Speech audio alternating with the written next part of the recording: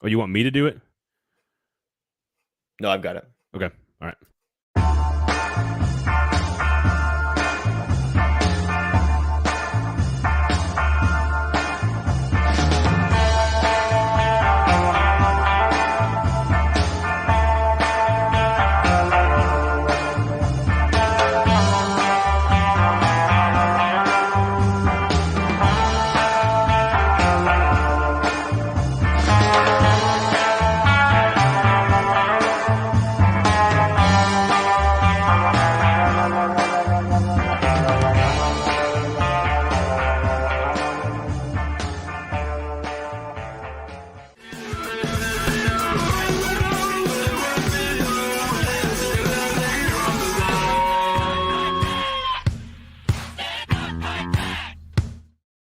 Welcome to a football show, Monday edition.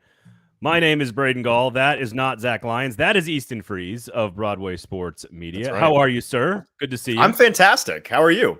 I'm very well lit today. the sun just came out and lit me up a little bit more. It's going to be a fun show. It's going to be a fun show. Lit up. there's not even a good. Okay, how about this? Lit up like Vanderbilt's defense over the weekend. There we go. There was not a good one in a Titans game, although 20 like a Christmas tree. Yeah. Yes. 20-16 is a shootout for the Tennessee Titans. So it is. We will get to the loss of the Cincinnati Bengals, of course. Why they lost that game. What does it tell us about this Titans team moving forward? We will also get to Ryan Tannehill, the passing offense, all the new pieces and weapons. What does that tell us about this team's upside moving forward? Maybe it wasn't Todd Downing's fault after all. Holy smokes. Newsflash. And, of course, one important statistic Easton's going to give you about – again, the outcome, 20-16, Titans lose, just their second loss since week 2, of course, to the Cincinnati Bengals, 3 straight to the Cincinnati Bengals. We'll touch on the Vanderbilt Commodores and the Tennessee Volunteers wrapping up their seasons. Vandy not going bowling. Tennessee, first time since 2003, they get to 10 wins. LSU chokes. South Carolina with a big win. So we'll do some rapid-fire SEC stuff like we do at the end of each show. Easton, before we tell everybody about our wonderful and amazing, awesome title sponsors, the Pharmacy, Kingston Group, and Weiss Liquors, all right here above me. If you're watching on the YouTubes, turn on the notification. Twitter, turn on the notification. All that great stuff. Where can people find your work and all the amazing stuff that you guys are doing at Broadway Sports Media? Well, thank you so much, Braden. You can find all of my work and, like Braden said, the fantastic stuff we're doing at Broadway Sports Media on BroadwaySportsMedia.com, as well as on Twitter and on YouTube and all of our social media spaces. You can find my writings and musings there. You can find the show that I do, the Hot Read Podcast, wherever you get your good podcasts. On YouTube as well, you can find the video version there. And where do you get all the bad podcasts? Where if I just want nothing but bad podcasts, where do I go? The bad podcasts the links are typically on MySpace, and it's like Stitcher and Napster and like dark web pirating sites primarily. So the good podcasts. The good podcasts is where you want to. That's where ours is with the good ones. Right. And we have shows every Monday and Friday morning, except for this Monday. We have a little scheduling snafu. So if you're listening to this live, our show will be later this evening. So you can just Titans content all day if you want. When you're done with this show, go and check out our show. There you go. Hot Read Podcast, of course, the Mike Herndon Show as well. Broadway Sports Media Insider. Sign up for that as well if you want really killer Nashville sports content, primarily the Tennessee Titans. And D. Good has already chimed in. Of course, he has no good words about what happened yesterday. We'll get to it. There are some good words because there are. The NFL is a weird sport, man. Like, you can be so devastated one week and so just exuberant the next week, and that is how it is designed for us to live our lives in the fall. So we try to keep it right here. Zach is the one that normally brings us on the roller coaster. I try to keep it right here in the middle. So, Easton, you get to do whatever the hell you want because today it's your show. So that's right. I mean, Braden, listen, the Ravens supposedly all season have been a very good team and a Super Bowl contender. How do you think their fans feel the last month or so? I know how the players in the Jacksonville locker room feel. That's right. I'm glad that Urban Meyer's not around anymore, apparently. Oh my God. I've never agreed with a Jacksonville Jaguars safety more in my entire life. But, yeah. We'll get to that in a little bit. Let's tell everybody about our great and awesome and wonderful, amazing sponsors. The Pharmacy over there in McFerrin Avenue in East Nashville. Great place to go grab a lunch bite. Now that we're done with turkey and stuffing and Thanksgiving and Starchapalooza, you're gonna need a brat and a burger. You want a beer? Go sit down at lunch. Go over there to the Pharmacy. You can bring the kids. You can bring the spouse. It's a great place for business lunch. all kinds of amazing place, all kinds of amazing. They got the outdoor patio there. They got the bar. They got the soda and like milkshake bar rail in there for kids. It's awesome. It's my favorite part of it. Yeah. There you go. They got everything you could possibly need. And again, all locally owned and operated since 2011. So make sure you check out the pharmacy. The Kingston Group, of course, as well. BuildKG.com is the website. Donnie, what is up? We appreciate you guys joining us. If you have any questions or comments for Easton or myself, please make sure you show up. And Stoney, I agree, no better place to decompress after a week with relatives than to go to the pharmacy and drink beer. Although, if you watch Stoney's content on any platform, I'm not sure he has a problem decompressing at any point in his life. So we'll just leave it at that. Kingston Group is what I was talking about. Kingston Group is what I was talking about. Yeah. BuildKG.com. Do not make any decisions, big ones, about your house, financial decisions. They're huge decisions. Do not make any of those decisions about your home without talking to Nashville's locally owned custom home and remodeling firm, award-winning, I might add. Kingston Group, a nose-to-tail operation. They will take your project from start to finish. You'll know exactly what your budget is. Not a bunch of general contractors are going to walk away from a project in the middle of the whole deal. So just talk to them. Kingston Group, of course, BuildKG.com. And Weiss Liquors. For those of you leaving Nissan Stadium yesterday at 3 o'clock, I sure hope you swung by Weiss Liquors on your way home to drink whatever it is you needed to drink. They got great wine selection. They got great booze. How about this? Locally owned and operated since before World War II. That's a long time, Braden. Long time. That's a long, long time. So Weiss Liquors, you can also Uber Eats. Search Weiss Liquors. They'll deliver the booze to your house in as quickly as 20 minutes. So a lot of stuff going on. And again, we really appreciate Easton for hanging out with us today. Zach is on a boat, I believe. He's on a boat. So on a boat, which, hey, I owe him one filling in for him today because 2 weeks ago he produced the Mike Herndon show when I was on a boat. So it's just tit for tat. Wow, D Good. Listen, we're gonna try to cheer you up here. D Good, very upset. He's down bad today, man. Lots of cussing, lots of male genitalia in the comment section. Like, we don't need that. we don't need that. Listen, there are going to be things we are going to discuss that are concerning. We will lead the show, in fact, with those things that are concerning about this Titans team. The Bengals are also the AFC defending champ with a rising superstar quarterback. Yes, they were without Joe Mixon and Jamar Chase. Yes, they played the Titans game, and yes, they beat the Titans at their game. We'll get to all of that. But there's also some things to be okay about, all right? So, Treylon, yes, Mark says Treylon Burks. Exactly. There's another one. There's one right there. That's a big one. Yeah. That's a big, 6'3", about 240 pounds. It's pretty big. Yeah. All right.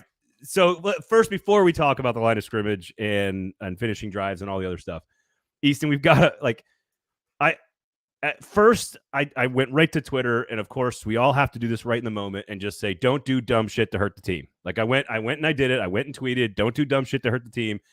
Kevin Strong. And then, as the day went along, I just felt more and more bad about, not my tweet, because I don't care, but about just an individual that's an athlete, that is a public figure, that makes a mistake. And it just, at one point, you're just like, oh man, that just is such a painful way to actually end the game. Because I do think the Titans would have had a chance to score. When especially a guy who isn't, he's not a Kevin Byard, he's not a Derrick Henry, not a bona fide member of this team. He's, week to week, he's a guy that is earning his job and the spot on the roster that he has. And so that was a tough scene for him. And to be fair to him, if you go back and look at the tape, and Mike Vrabel actually commented on this at his press conference today, the penalty could have been called on him or Teair Tart. So it was not him alone. They both made too much contact with the snapper in that situation, and they both should know better than to do that. And it was a foolish way to end the game. It was a not to say that the Titans would have won because they had no timeouts and a minute 50-ish left to play with.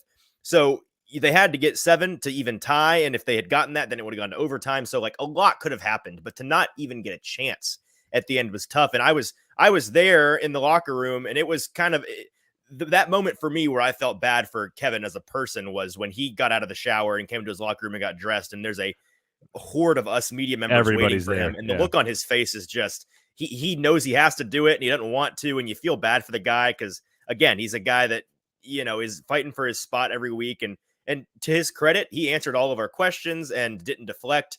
He just said, I felt like I didn't, commit a foul there, but apparently I did. And I'm going to work harder each and every week to, be better and not make those mistakes. And so tough. But there's certainly anybody pointing to the end of that game as the primary reason why the Titans lost.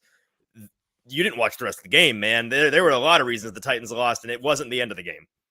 Yeah, I think that's an excellent point. There's a human element that we all can understand, or at least try to understand. Then there's the football element, in which case we all can be like, God, don't do dumb shit to hurt the team. Yeah. And then there's like there's another human element all within the refs, which is like, are we sure that was 100% a good call, or was it a kind of a soft call? Here's the thing. I don't like criticizing the refs. I don't think teams lose games or win games because of refs in any sport. I just don't think that's a thing. I think that's lazy fandom, to your point. There were like, I don't know, some European soccer leagues, there's a lot of fixing going on. I don't know. Well, maybe some tennis or whatever. No, I just think there's big sports. There's 100 plays, 120 plays in a football game in the NFL. Like you have every chance to win a football game dozens of other times. But I will say this, if you're going to make that call and it's going to decide the outcome of the game sort of in the moment, you better make sure you get it right. You better feel really good about it. And as long as the ref in the private moment, sitting in his own house somewhere, like says to himself, you know what, I think that was the right call, then I'm okay with it. Well, and any Titans fan should be all right with that call, because we know that the coach of this team, Mike Vrabel, is not above criticizing officiating when he feels like it's been done poorly. He's famously sent a reply all this year criticizing referees not doing their basic job. In this very game, the post-game press conference that he gave, he was talking about on one of the two T. Higgins go routes that just killed the Titans in the fourth quarter up the right-hand sideline. He mentioned on one of those plays, he saw the ref must have gotten an itch on his hip because he was sitting there thinking about throwing the flag, and he made a little joke about how the ref clearly thought about throwing it and then decided against it. So he's not above criticizing officiating when he disagrees with it. And he came out in today's press conference and said unequivocally that Teair Tart and Kevin Strong both did something that absolutely should have been a foul, and they both should know better. And every single time you do that, it's going to be called. So that's the way it goes. I should have written it down, and I cannot remember I don't think it was the one you're talking about with Higgins. There was another time, like I want to say third quarter, fourth quarter, where like I thought there was a legitimately bad call, and Vrabel goes down and is like talking to the refs clearly, and I'm like, in my head I can see him typing out the email, like I can see, because he knows every single detail of every single rule to a T, and I'm sitting there going like, that was a bad call, and I can't, for the life of me now, I cannot remember what it was. I want to say it was again like late third quarter, and it was near the red zone, and there was just one of these moments where he like runs down the sideline. He's talking to the refs, and I'm going like, I totally agree with you, Mike. And I think you're going to send an email about it to somebody, because he knows everything. And to their credit, to your point, like Kevin steps up and does everything. So let's get to the real reason. Now, Danico Autry doesn't play. Ben Jones doesn't play. That's announced before the game. I think my very first response was that's two large, big bodies missing, very important bodies missing from the line of scrimmage. And sure enough, number one reason this game ended the way it did was that the Tennessee Titans could not run the football traditionally with Derrick Henry. They got him the ball in other ways, and that they could not stop, even though they kind of worked the yards per carry down at the end because Cincinnati wasn't trying. Cincinnati was largely up over 5.5 yards a carry for most of the game. They ran the ball on the Titans. The Titans couldn't run the ball. The line of scrimmage battle was won by Cincinnati in Tennessee Titans fashion, doing it Tennessee Titans way. And I think that's one of the most important. That is, for me, the number one reason Cincinnati was able to win, is that they won the line of scrimmage, and the Titans don't normally lose that battle. No, I mean, that was, and I tweeted about as much, and then I wrote about as much after the game over at BroadwaySportsMedia.com in my winners and losers article each week. That was the primary reason. Whenever the Titans lose, I feel like it's our job in the media to help sift through the rubble and point to what is fair to blame and what is fair not to blame. And in some games, there's 10,000 different reasons, little things that compiled into a loss. And then in some games, you can point to, hey, in the last Bengals loss the Titans had before this, Todd Downing sucked and Ryan Tannehill sucked even worse. Like that right there. That's the reason, right? But in this game, there were really two big ones that were the reason that they lost this game. And it was, frankly, in hindsight today, as I'm thinking about this game, it felt like it was just a bad day at the office for the Titans, because when you watch an NFL team play their style of football, they tend to win that game. When you're able to play the way you want to play,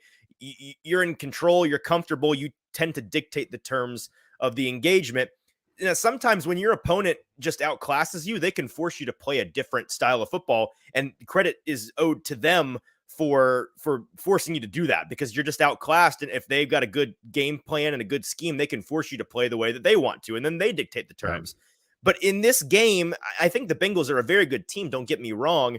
It felt like, and they do deserve some credit for the fact that clearly their game plan was to force the Titans to play a style of football that they didn't necessarily want to play. So the flowers go to Zach Taylor, who I think is actually not a very good coach, and the Bengals team, which I think is a very good roster and an underrated defense and all of that.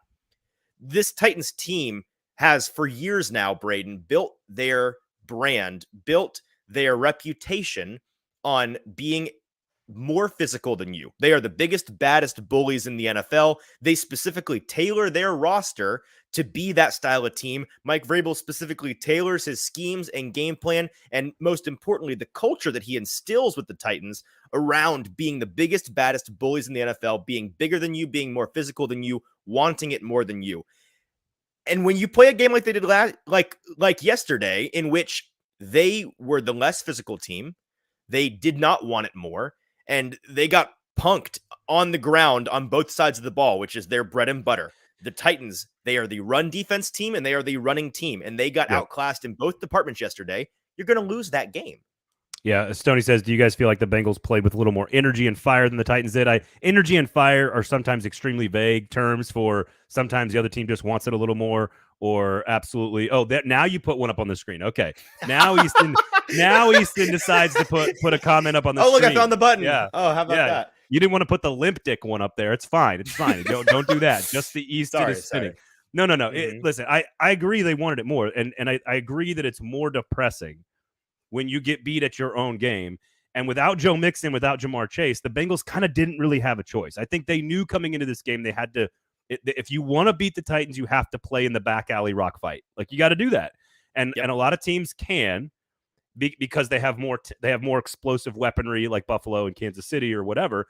And some teams are just as physical. Part of the reason I liked Michigan to win outright this weekend against Ohio State is that one team is a finesse soft team, and the other team is physically going to impose their will on you. And in college, it's a lot easier in college to have those big gaps and differences in attitude, because it's just a bigger, more difficult sport to kind of project, and the rosters are different. In the NFL, it's very hard to just every Sunday line up and just be the aggressor. Like, that is a hard thing to do in the NFL. The Titans and Vrabel do it incredibly well. Without Danico Autry, without Ben Jones, you could argue the second most important defensive player on the team and the most important offensive lineman on the team. I don't think you can overstate those two absences and what that means to that demeanor along the line of scrimmage. And I know you and a lot of people around the Titans world don't think Zach Taylor's all that special. I'm sort of in the middle on him. I don't hate him. I don't love him. I'm not sure yet. I will say this: the defensive game plan was spectacular, because I saw more bear fronts and more, 46 and all these run blitzes off the edge with corners. Like, I've never seen Derrick Henry tackled so many times behind the line of scrimmage by 170-pound men. Like, I've never seen that before. And that's all the Bengals scheming up how they're going to attack Derrick Henry. And frankly, I don't know how you feel about this, but I think the last 3 games, you're starting to see some teams taking stuff from other people that have played against Derrick Henry. Yeah, you absolutely are seeing more rushing on obvious running downs, and you're seeing more of that bare front, which the Titans are right now really struggling to adjust to. And side note, that I don't think should be shocking to anybody, because I tweeted this out yesterday. If you look at the quarter-by-quarter splits for this team throughout the season, this is nothing new. They continue to really struggle to adjust in-game, and it looks like in recent weeks they've really struggled to adjust week to week. A couple of little things. First of all, Braden, we talk about them, the effort not seeming like it was there entirely. I guess that's not fair. The effort was there, but the Bengals clearly wanted it more. We spent all week kind of laughing at them for how they were talking about it not being a revenge game, and obviously being a revenge game. Well, in hindsight, maybe we should have believed them because they certainly didn't play like it yesterday. I don't. If you make millions, like I don't understand. Like in college, when you're 18 to 22, I think emotion plays a huge role in your job as a coach. Your job is to eliminate emotion, whether it's letdown, whether it's look ahead, whether it's upset alert, whether it's revenge. When you get paid millions of dollars to play a sport, motivation should not be a thing we worry about. In my opinion, it shouldn't be. No, I agree. The other thing that I wanted to kind of circle back on, and you mentioned this a moment ago, in hindsight, and I'm curious what your thoughts on this before the game were, because this is something I was thinking about, kind of taking inventory of what my expectations were based on my reaction after the game. Going into the game without Ben Jones, which it really felt like we'd have him this week. The Titans would have him, and they didn't. It seems like they'll almost certainly have him this upcoming week because he was so close last week, but we won't look forward just yet.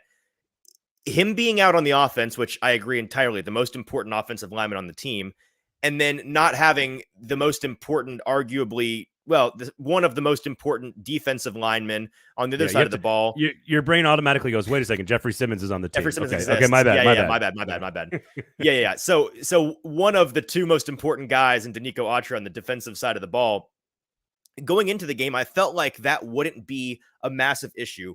On the offensive side of the ball, because we saw last week in Lambeau, this offensive line that they have been going with for 2 weeks now, without Ben Jones, did a passable job. And then on the defensive side of the ball, the Titans have had so many horses in the depth positions there that they were probably going to be able to fill that void. But then the biggest thing was, okay, if we're trading out Denico Autry in return for getting back Hooker, Molden, and Bud Dupree all in the same game for the first time all year, by the way, those three have played in the same game together. That felt like a net positive to me. And in hindsight, maybe this is a fantastic case for Denico Autry being the MVP of the defense so far this year. Maybe it's fair to point to the fact that those three players, I think it can go understated how important continuity is at any level of football. When the defense adds three guys, talented guys, starters that you want out there, but it's, again, the first time those three have been playing together, adding three new guys into a defense all at the same time. That's a significant percentage of the defensive personnel on the field at any one time. Yeah. And then all three didn't have their best game. You could kind of see some rust there. Bud Dupree did not look like he was at full speed. Amani Hooker wasn't nearly as flashy as you're used to seeing him, and Elijah Molden was kind of invisible all day. Those three guys didn't really make the impact you needed them to, and the loss of Denico Autry absolutely had an impact. So in hindsight, that it wasn't nearly the positive transaction that I thought it would be. Yeah. I remember, by the way, I remember the play. It was the Hooker Molden slide where they got the personal foul my goodness, penalty. Yes. That was a horrendous call. They hit each other. Like they didn't actually hit that. Like you can see Hooker go like this. Clearly tried to pull up, and they hit each other and made incidental contact with the sliding player. It was horrible. Yes. And Vrabel runs down there. You had to say the words Hooker and Molden for me to remember. Oh, that seems like a weird call that I'm going to get an email about from Mike Vrabel. Right. No, I think you're right. I think it's the positive negative trade off wasn't what we thought it was going to be. And again, the other guys get paid millions of dollars to play the game too. So sometimes they're just really, really good. And I thought largely, my wife was like, should I start Joe Burrow this week or Dak Prescott? And I'm like, I would probably bench Burrow without Chase and Mixon against this Titans defense. And for the most part, other than 3 or 4 passes to T. Higgins, really just the 2 in the fourth quarter of the third quarter, they did a pretty good job containing a guy who is, among the hottest quarterbacks on the planet right now. They did. Again, kept them to 20 points. Only one other time since week 2 that anybody's even scored 20, and it took overtime and Patrick Mahomes to do that.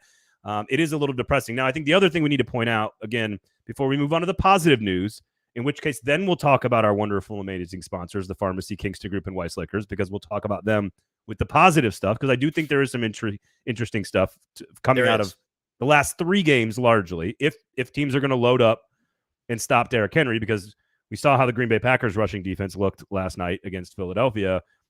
They stopped Derrick Henry. What defense? Exactly. So yeah, I do think finishing drives is if you are a football fan and you have not studied the phrase points inside the 40, your points per possession inside the 40-yard line, college or pro, if you have not kind of looked at that number and really analyzed what it means, your win percentage and your loss percentage compared to your points per trip inside the 40. And in the NFL, it's a little bit more inside the 20 because kickers are a little bit more valuable in the NFL. You cannot be one of the best red zone teams in the league, have an offense that has to finish drives and then just not finish any of your drives with touchdowns. Like that is always going to cost you a game, whether you're trying to pull an upset, whether you're trying to hold serve against an underdog. It doesn't matter. If you finish the drives with threes or attempted threes and not sixes, that is one of the quickest and fastest ways to get beat in the game of football. Yeah, Braden, like I said at the top of the show, there were two main things to point to in this game for why the Titans lost, and this was the other reason. And really, this was the simplest thing to point to. If I told you that there was an NFL game being played tonight on Monday Night Football, it was not Steelers and Colts. It was two teams that I didn't tell you who was who. I didn't tell you where they were playing. I didn't tell you anything about the game other than the fact that I tell you Team A goes 0 for 4 in the red zone. Who wins? You were probably relatively confident with just that information, that info, that probably Team B won the game. That's how you win and lose games, kids. Like, boys and girls, if you don't score in the red zone 4 times, you get there 4 times in a game and you don't get a touchdown, because the only touchdown the Titans scored in this game was on the Bizarro World screen pass run by Derrick Henry that was then recovered in the end zone after a rare fumble by Treylon Burks for his first career touchdown. By the way, I'm sure any bettors who had Treylon Burks recovered fumble, that's how they envisioned it in their heads, him getting his first one. But you can't, you can kind of take this game and scrap all the other stuff and say, okay, well, this is a Titans team that, by the way, for the past 2-3 years at the very least, but really since Mike Vrabel's been the head coach, another thing that they've built their identity on is somehow being a league leader each and every year in red zone efficiency, which is one of the stats that the nerds will tell you is a regressing stat, right? It's supposed to be a luck-based thing that you regress back to the mean eventually. You cannot be consistently good at red zone efficiency. It's not a thing. It's a luck-based statistic, like turnovers, like recovering fumbles. Exactly. It's a coin flip kind of thing, and that is typically true for, it seems like, 30 or 31 teams in the league. But the Titans, and this is one of the reasons we won't go into this conversation, but Mike Herndon and I had a conversation on his show a couple weeks ago, trying to diagnose why so many in the general national media dislike the Titans or have a hard time with the Titans. And one of the reasons is that they are one of the only teams in the league that consistently disprove a lot of the things that nerds lean on when it comes to advanced analytics. And so as they consistently prove them wrong, they tick those people off, and then they naturally dislike the Titans. So this Titans team has always been really good at that. And when, again, one of the vestiges of your being is something that goes horribly wrong on any given Sunday, you're probably going to, like, if the Chiefs play a game and Patrick Mahomes can't throw the ball effectively, like, they're probably going to lose the game. You can't not do the thing that you're built on. Yeah. And listen, I agree generally with the nerds, because nerds rule the world. They run the world. I agree too, usually. Now they own Twitter, apparently. Although I guess maybe Lane Kiffin owns Twitter. I'm not sure. I do think like there is some regression there, but it doesn't mean you can't also be really great at something. And certainly the Titans are very, very good at that. And again, they still had a very good chance to win this game. They were still in the game deep into the fourth quarter. Like this was still absolutely, it wasn't like they got run off the field. Now I think the line of scrimmage battle packaged with not finishing drives is a kiss of death. But again, it was still a 4-point game in which you could have had a 7-point, you could have been trailing by 7 with the ball with 2 minutes to go. Ryan Tannehill's been very good in that situation since coming to Nashville in 2019. So he's been comfortable in that situation. So that leads us to Ryan Tannehill. I think we've beaten the dead red zone to death here. But Ryan Tannehill, I don't think was great. I don't think he made a bunch of great decisions on Sunday against Cincinnati. I always have questions about when the rest of the Titans things break down, can he be the one singularly that checks him out of a bad play, gets him into a good play, reads the defense correctly, and then executes the play perfectly? And I always wonder if that's the thing, that he's really good up until that point, and then that's the last step of being an offense, and maybe that's just not his strength. But I do think there was some positives to be taken away from the offense and how it was designed, which means we should mention our great and wonderful and amazing sponsors. Right. Weiss Liquors, Kingston Group, the pharmacy. Make sure you check them all out up there. Weiss Liquors, Uber Eats, search Weiss Liquors, have the booze delivered to your house in as quickly as 20 minutes. 1932, locally owned and operated by a family here in Nashville. It's right there by the Titan Stadium. So if you're stocking up before the game or you need to drink your sorrows after or celebrate after, make sure you swing by Weiss Liquor. Support local business, folks. The Kingston Group, buildkg.com. You guys know the website, of course.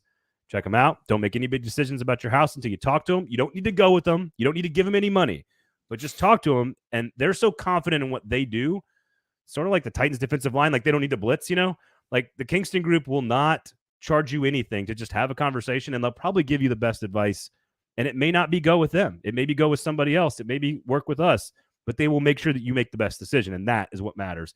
And, of course, the pharmacy, always a great decision for lunch or dinner on the weekends, weekdays. Take the kids, go with your buddies, have a beer, no screens. So it's not a place you're going to go watch games. It's a place to have a communal experience and actually, talk to people. Have a friendship, Easton. You know what I mean? Like, that's right. Communicate with other living beings. That's right. Exactly. Shocking. Yeah. All right. So Ryan Tannehill, first 6 starts of the year, 24.3 passes per game. Last 3 games of the season, 33 passes per game. Now, certainly throwing the ball between 35 and 40 times a game is never going to be what Mike Vrabel and Todd Downing and the Titans offense wants to do. They want to go through Derrick Henry. But the last 3 weeks, we've seen Derrick Henry be such a heavy focus of the defensive game plan of the opposition. Certainly Cincinnati was brilliant against Derrick Henry. That they're going to have to start doing other things. And they have largely done other things for the last 3 games. They didn't finish drives on Sunday. But we're seeing Treylon Burks make yet another big play or 2. The hustle play was just as big a play as his big reception down the field.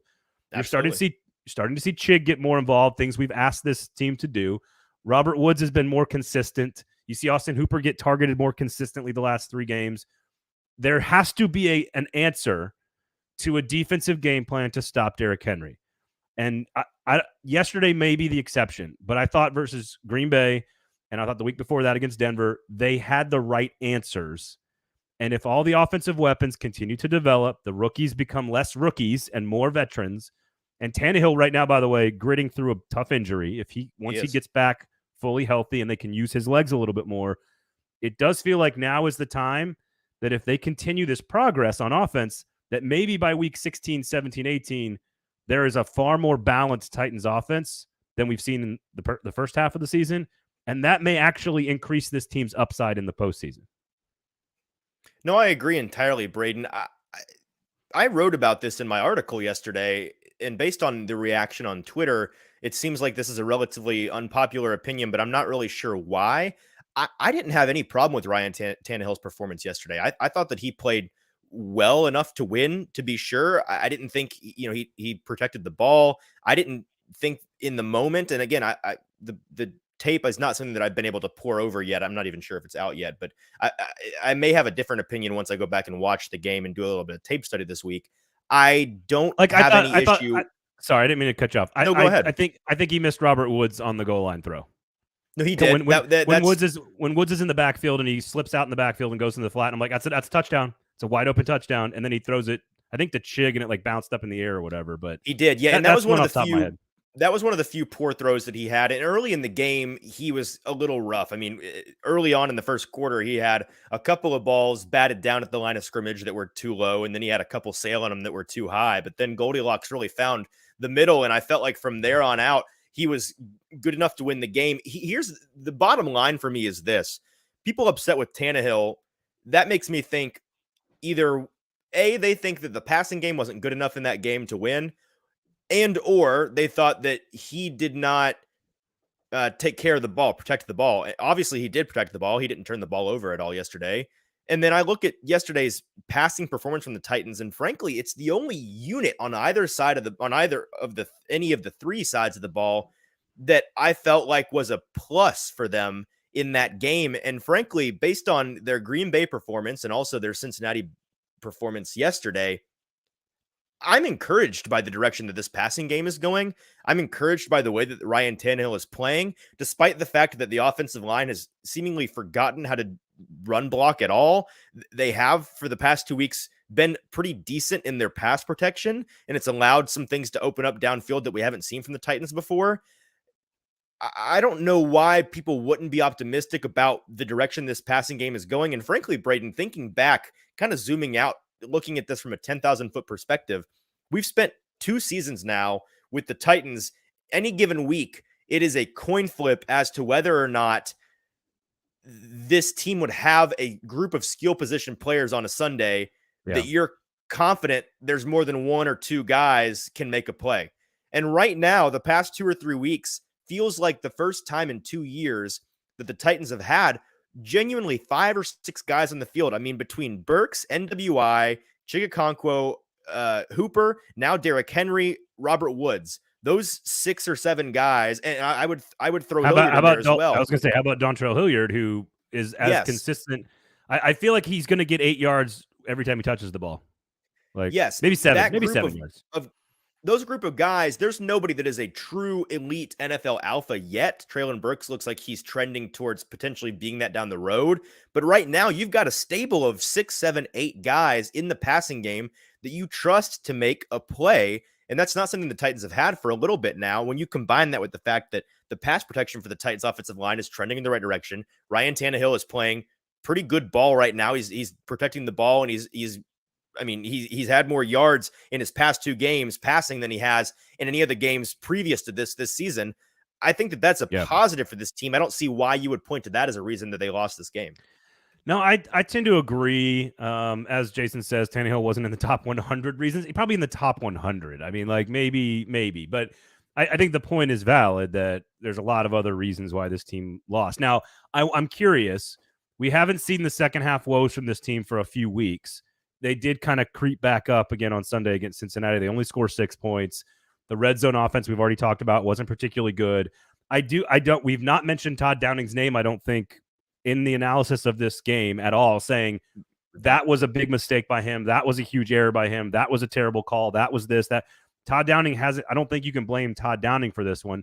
So I'm curious, what was the offensive issue in the red zone?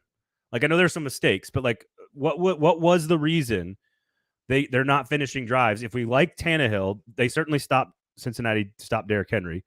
But if we think the weapons are getting better, the weapons are getting stronger, the rookies are developing, we still, you've got an alpha male with Derrick Henry. Hilliard is a really great complementary piece, especially in the red zone. They've used him a lot this year.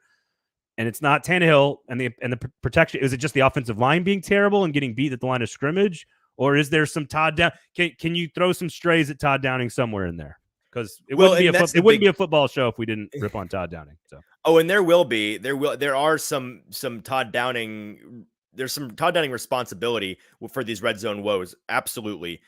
This is one of those things that when you're looking for an answer to that question, Braden, there is no one answer. It's kind of a cornucopia of different things that went wrong for them yesterday. One of the drives that I can remember was really stalled out by penalties. And so that's just that. If you're not a disciplined football team, that's the way that it's going to go. And that's how that drive got killed, especially early. That first half, it was kind of a penalty fest, which was rough because it was refreshing on Thursday night last week how little the refs were involved in that game. And then this game, they were, every punt, it felt like you had a flag on the field. It was very frustrating. There was another drive that was stalled out in the red zone. I don't know if this will show up, but this is a picture that was circulating around Twitter. This is a picture of the pass to Jeff Swaim in the red zone with Treylon Burks blocking for him. And the commenter. So that one's Todd Downing. That one's Todd Downing. Greg Kett is the person that tweeted this out, and it's kind of blown up a little bit. He says he couldn't help but think that should be the other way around. Completely agreed. I don't know why we're still. That was the only Jeff Swaim target of the day. So 3D chess.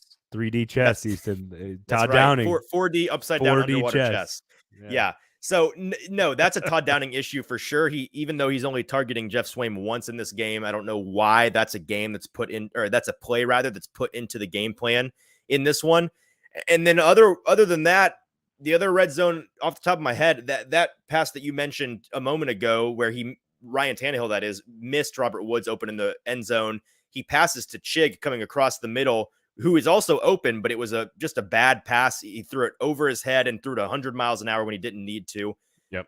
There's a number of different reasons why, but here's another reason why that didn't show up necessarily as one play you can point to in this game, but is, I think, the primary reason why in this game you didn't see the red zone success that the Titans have enjoyed for a long time now.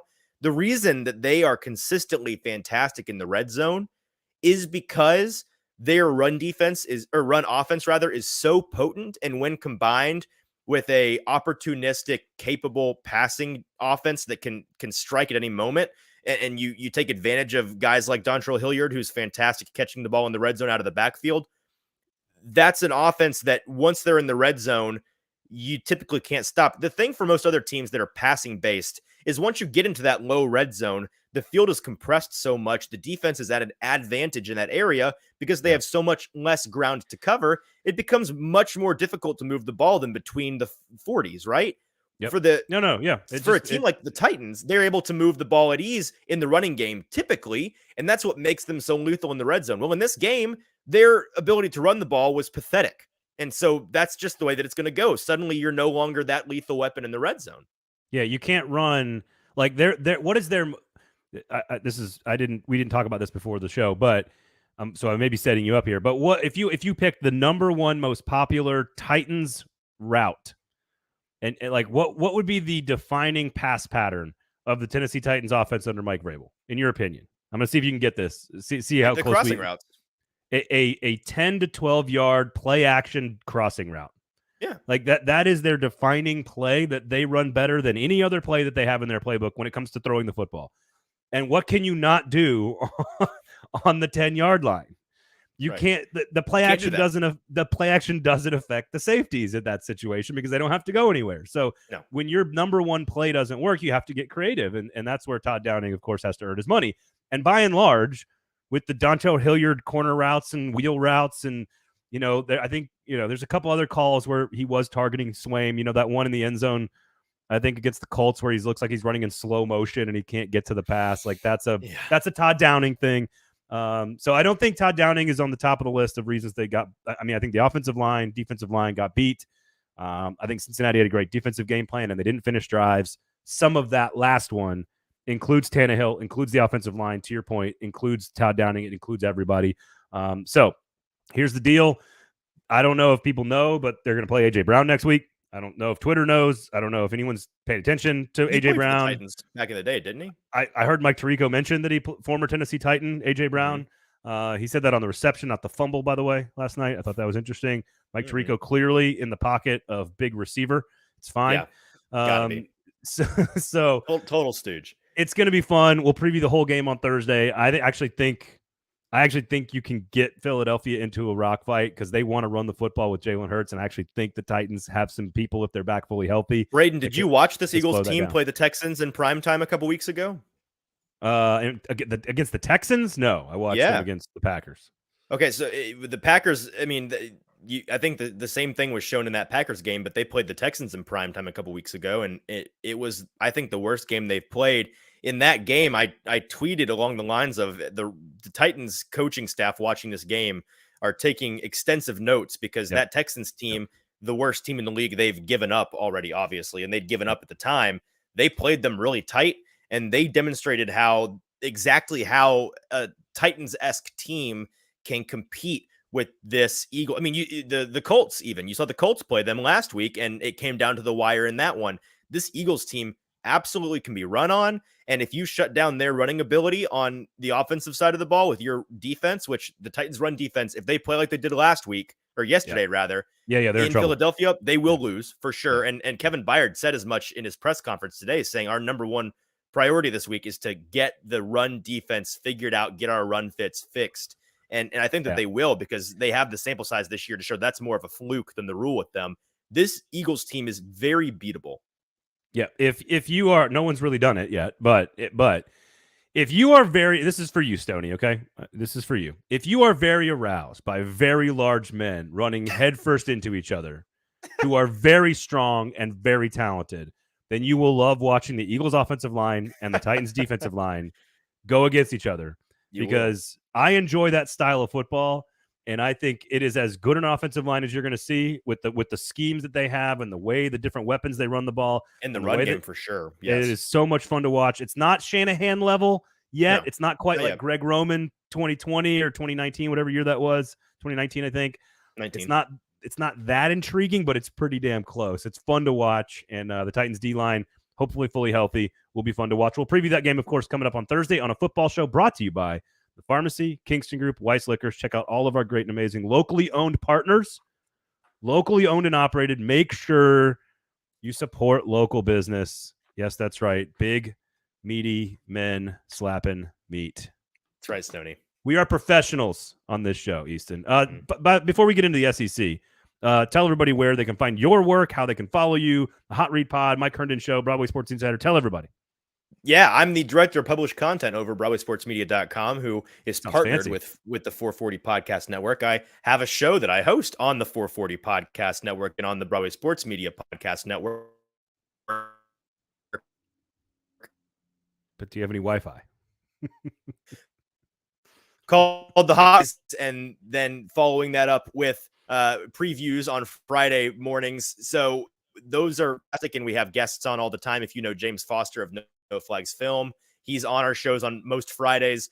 We do a lot of fun stuff over there, so go and check that out, and you can get that wherever you get the good podcasts. And then you can check out all my writings over at BroadwaySportsMedia.com, as well as if you become a Broadway Insider, which is just the price of a cup of coffee each month, and you can get your first month for just 99 cents, which is basically free. I mean, let's be honest.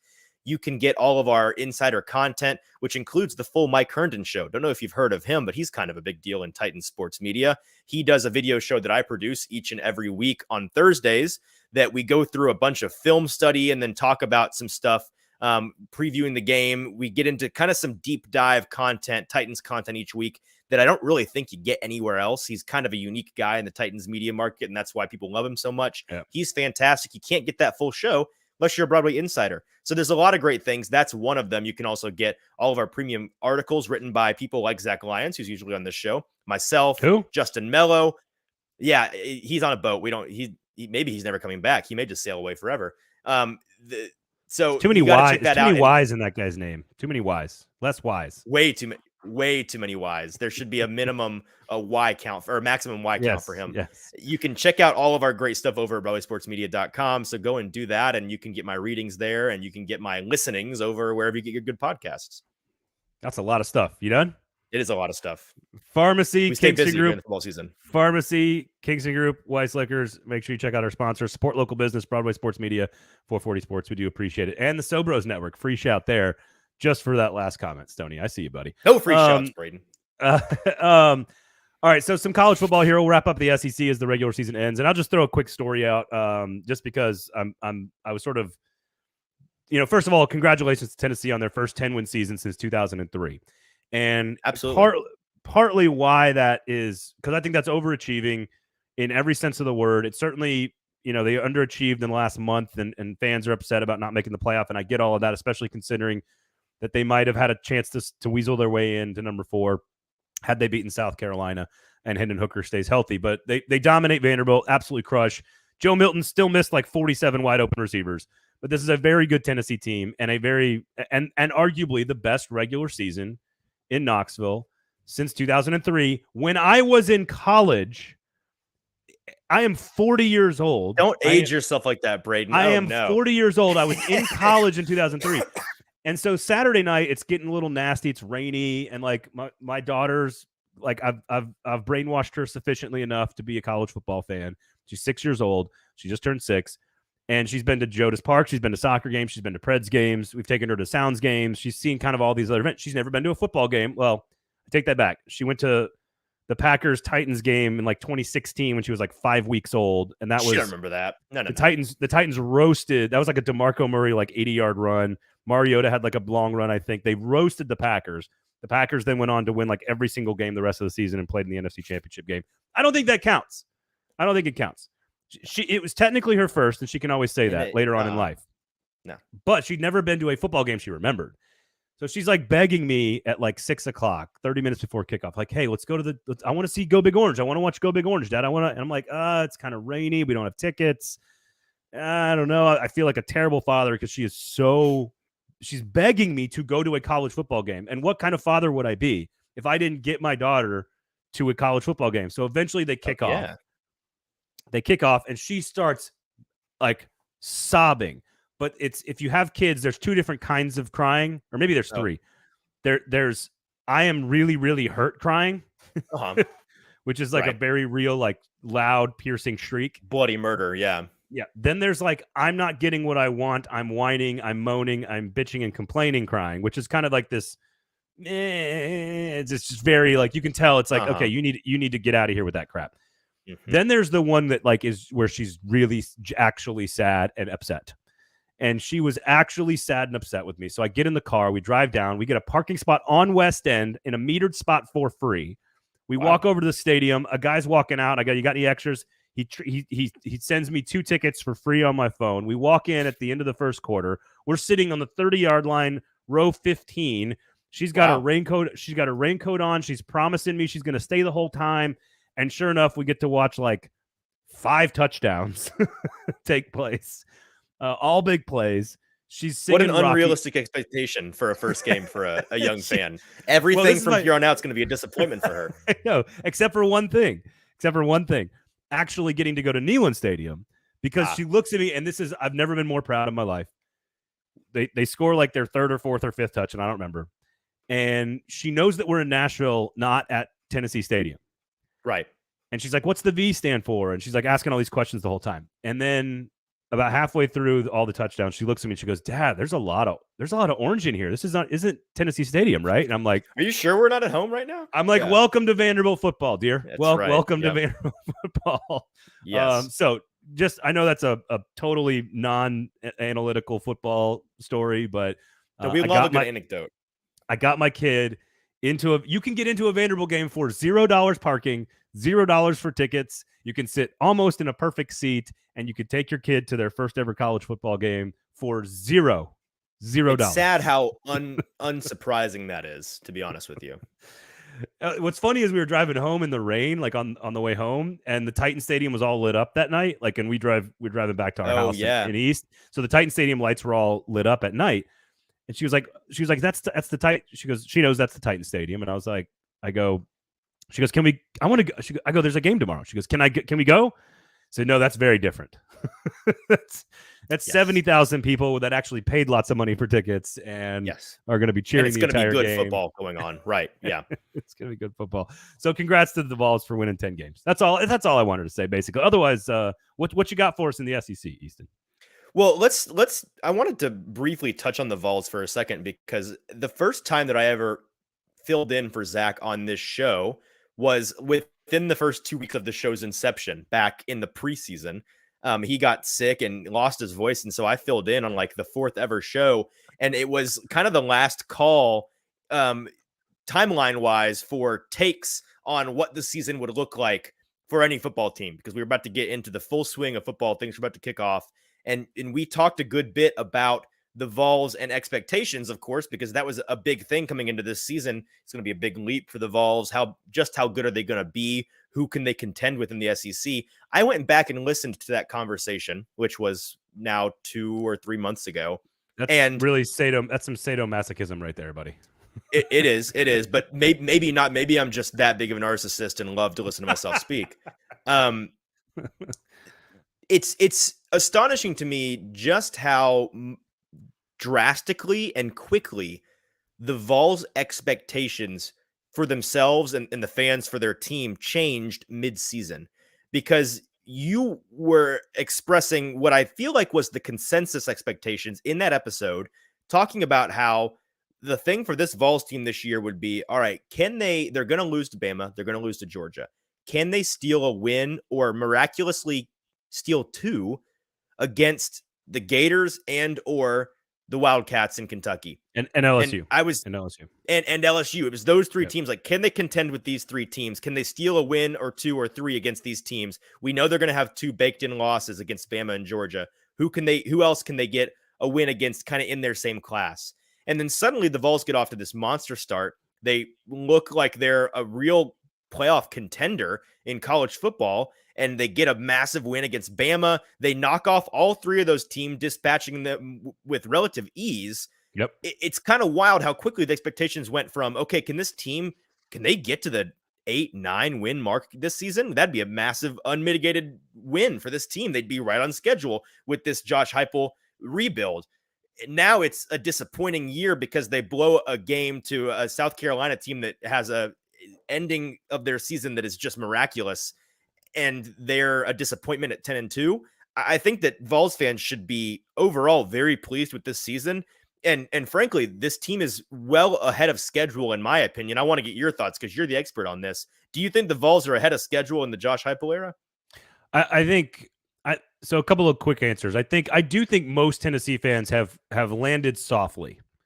Like it helps watching South Carolina dominate Clemson for a second top 10 win in a row. That helps. How about the Cox, man? Well, there you go. Exactly. That's what she said. And I think it's a very easy landing for Tennessee fans. It's also a very easy landing because of all the things you said. Like you feel the pain of that loss. Right now, I don't think if they don't lose to South Carolina, I'm not sure. They're still probably behind TCU. They might even be behind USC in the playoff rankings. If USC wins the championship against Utah on Friday night, I still think they were going to get in over Tennessee. Right. But they'd have an argument. But Tennessee would have a really good case. I think fans have landed fairly quickly and fairly softly on appreciating the body of work and the memories that were created with this team than like being disappointed in like losing out on this thing that we didn't think we had a chance on. I actually think Tennessee fans have switched. They were really distraught last week. And I think, you crush your rival and Vanderbilt rival. You watch South Carolina beat Clemson. I don't know. I think there's a softer sort of landing than people expect out of Tennessee fans, which is probably a good thing. Yes. The question is how Hendon Hooker dependent was this team? And it was a great sign to see what they did against Vanderbilt, but Vanderbilt completely laid down. I thought we would see far more fight out of Vanderbilt than we did. And frankly, as many big plays as they had, it wasn't Joe Milton. Joe Milton cannot hit the broadside of a barn. He hit Jalen Hyatt on the first big play down the field and then literally was 4 yards overthrowing every single wide open receiver the entire game, which has been his MO his entire career. So I just don't know how sustainable the model is for next year. I think people expect linear progression in college football, 7, 9, 10, 11, 12. Like that's how they expect it to go. And I am cautioning. I'm going to spend all offseason cautioning Tennessee fans to not expect 10-2 next year. So that will be way ahead of schedule. Super awesome season, wonderful memories, all the above. I think there's a little bit more of a step back, and let's see how the roster's being built long term this offseason is really critical for Josh Heupel. No, I agree entirely. And that's where I come down ultimately. If you had gone to the beginning of the season and asked any Vols fan, okay, this is a team, by the way, in the Volunteers that their fans had grown accustomed each year to having 1, 2, maybe 3 long uncalled for. If I went to a Vols fan and said, all right, here's the offer, take it or leave it. 10-win season, you knock off Alabama at home, and you only have one embarrassing loss all year. They take it in a heartbeat. Yep, I completely agree. And there's a lot of other stuff that happened this weekend. Missouri getting to a bowl game, LSU choking away its playoff chances, South Carolina with a miraculous win. The Egg Bowl was just absolute gold. Florida 6-6, tough way to lose on Friday night.